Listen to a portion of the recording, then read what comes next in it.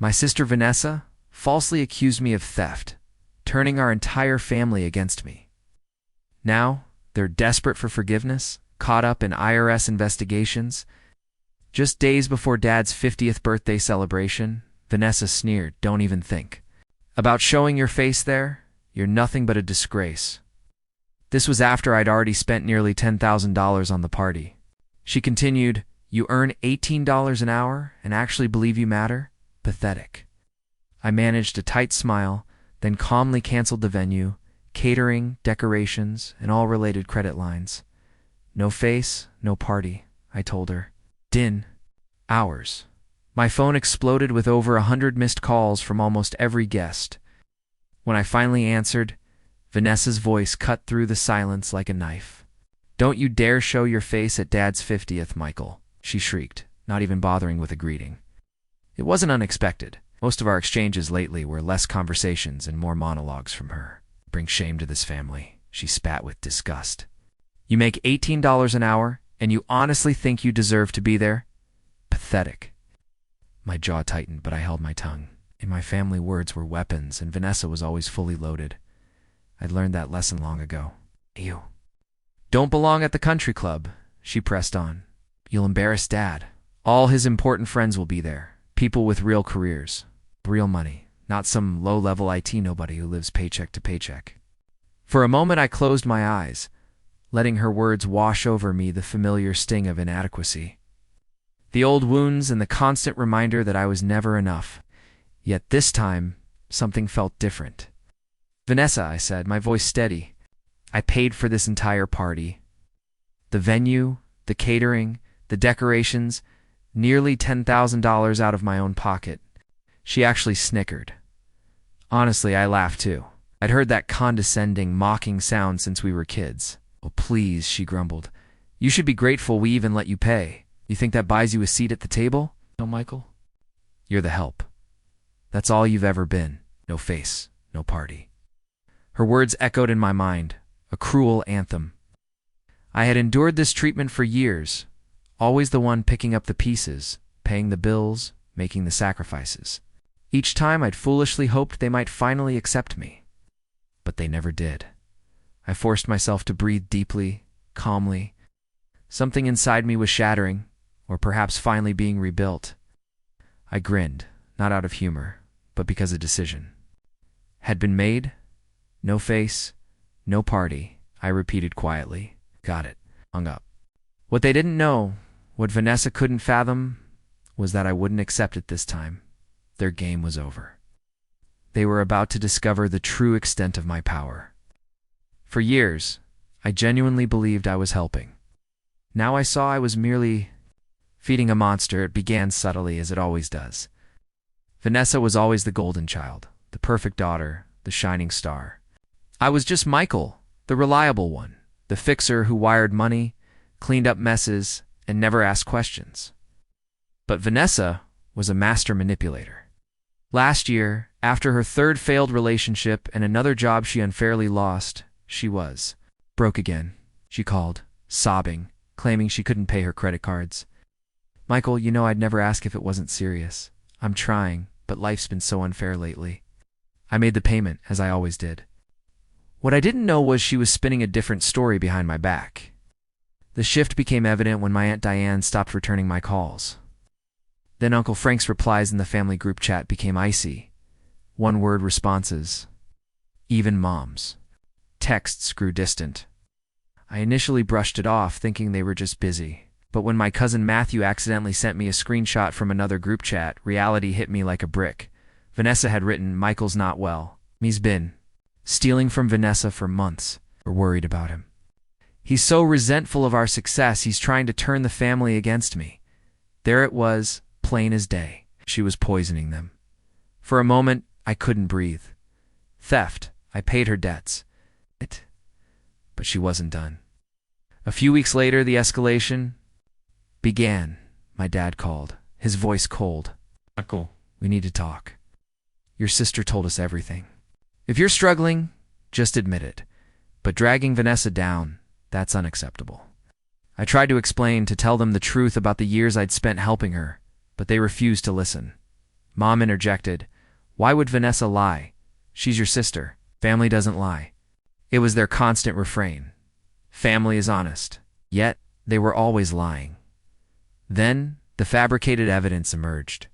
How she did it, I still don't know. Maybe a tech-savvy friend or some cheap app. But Vanessa managed to produce screenshots of text messages that supposedly showed me threatening her, demanding money back, and using derogatory language I would never utter. She even had doctored audio recordings, voice clips edited, spliced, and altered. My voice was pieced together from old voicemails.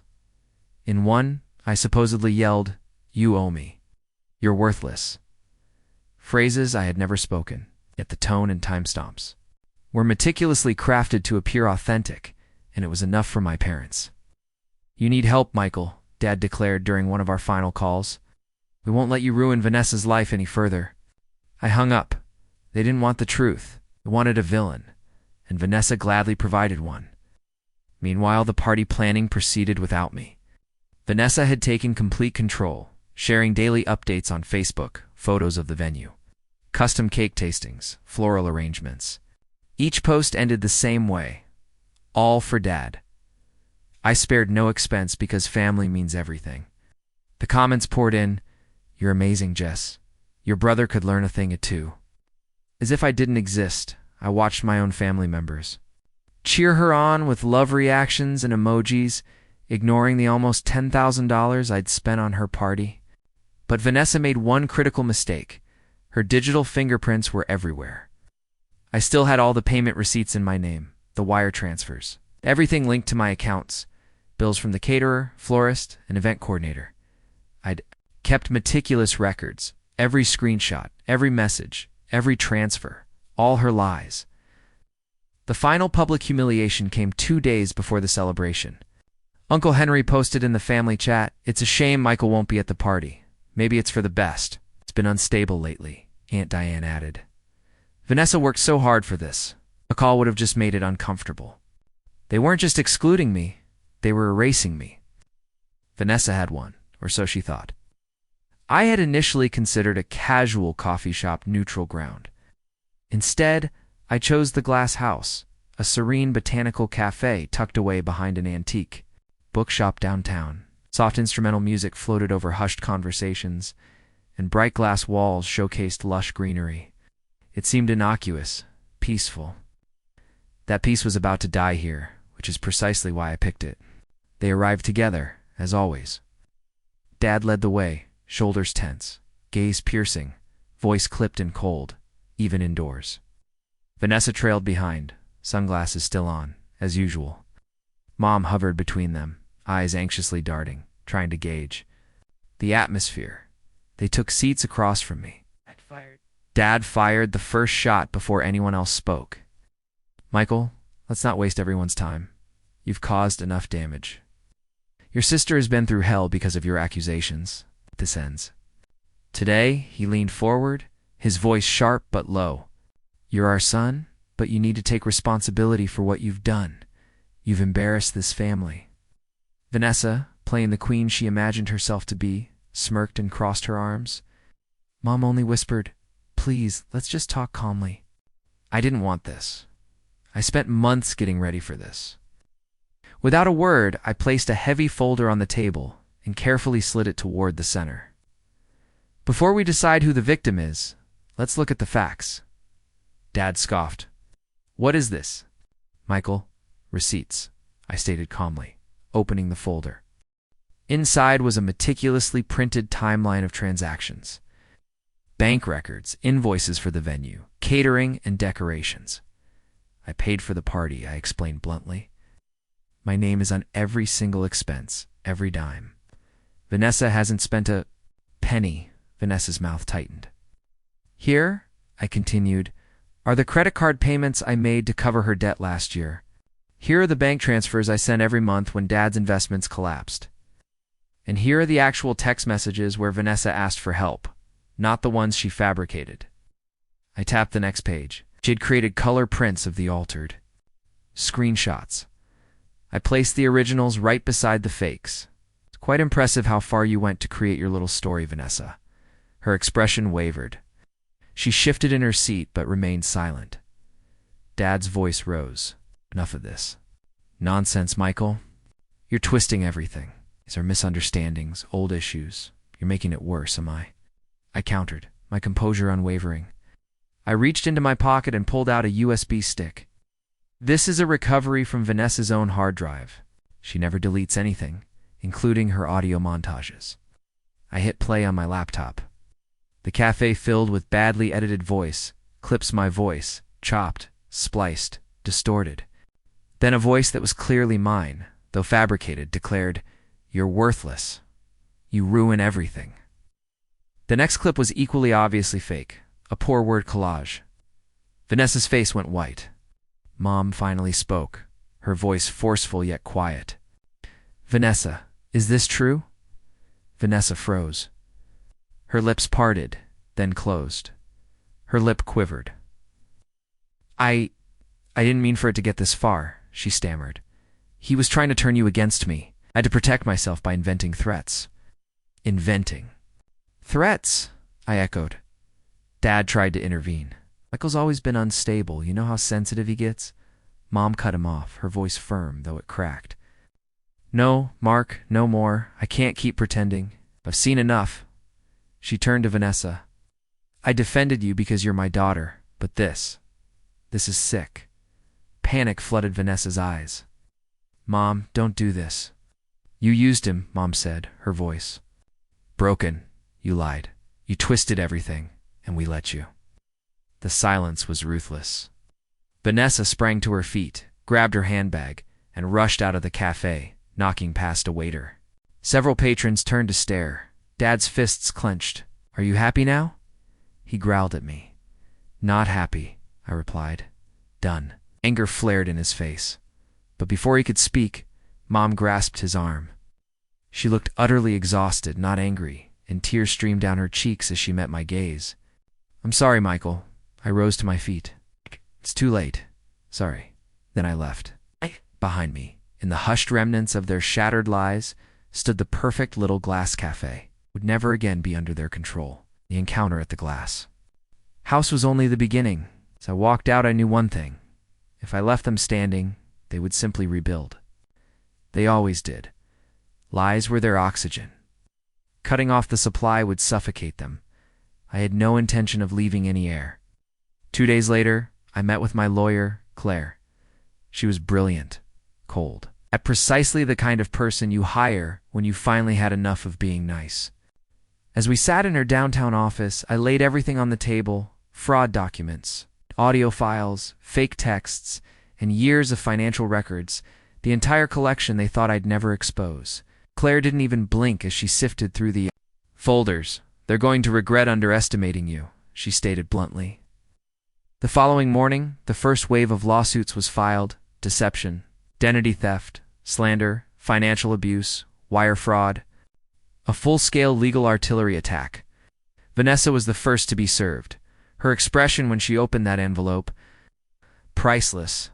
Within 48 hours, her social media posts stopped entirely. Then came Dad. Claire's team unearthed everything. Business loans consigned with forged signatures, unpaid taxes, even retirement money he'd embezzled under my name. Within a week, the IRS launched a parallel investigation. Tried to defend himself, sending furious texts and threatening voicemails. "You want to destroy your own family? You'll regret this, Michael." I didn't reply. My lawyer handled it. All further communication must go through legal counsel. After 3 weeks, Mom was the first to crack. She sent me a lengthy, heartfelt email. "Michael, I know things got out of hand. We're still your parents. We can fix this. You don't have to go this far. Family should forgive, not punish. Please talk to me." I didn't respond directly. Claire sent a single sentence back. "All negotiations will be handled through our office."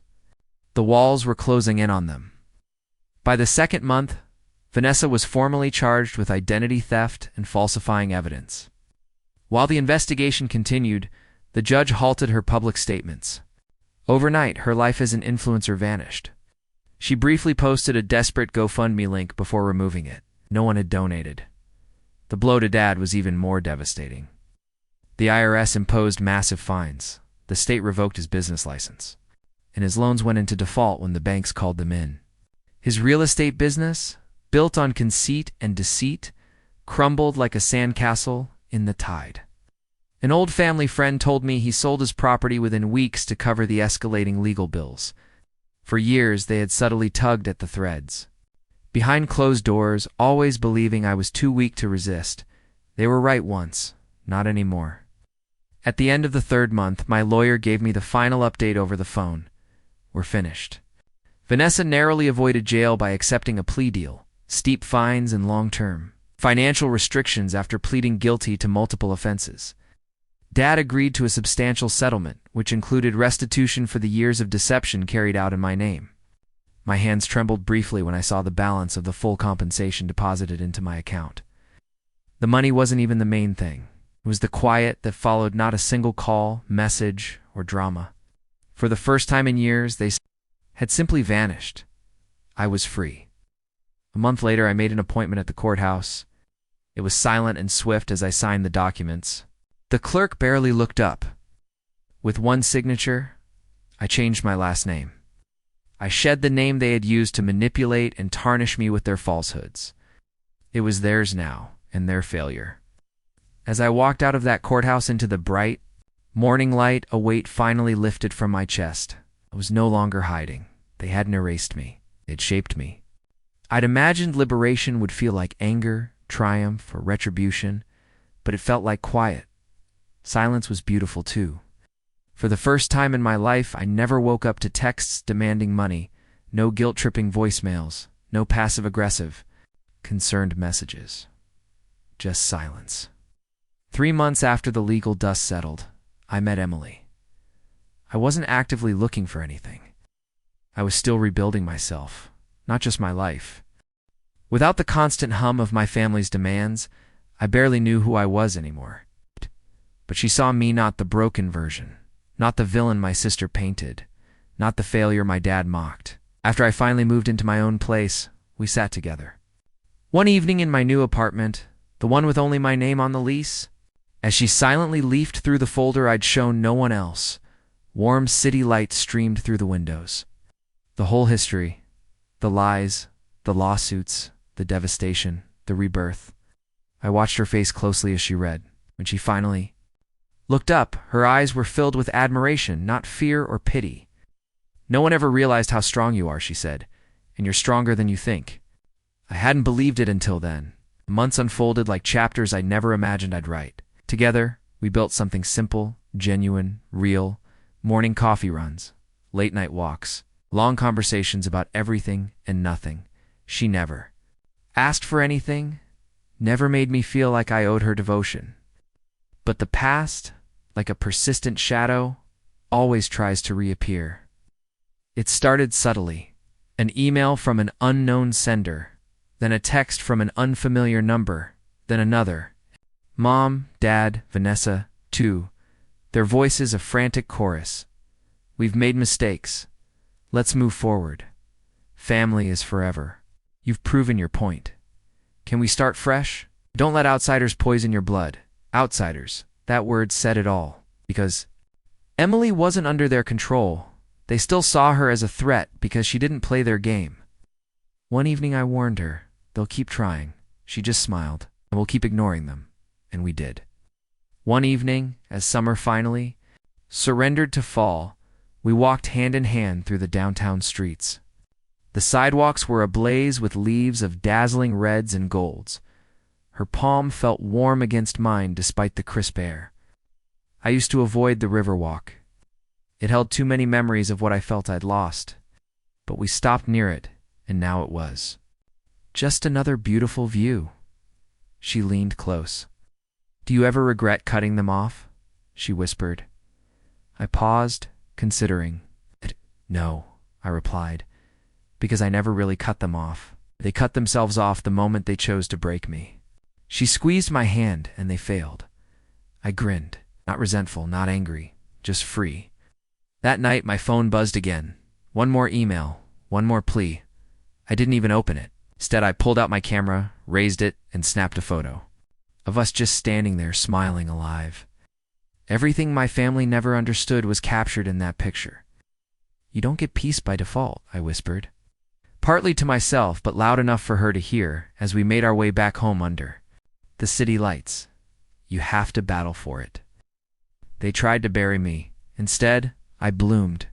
Every single syllable. I meant it.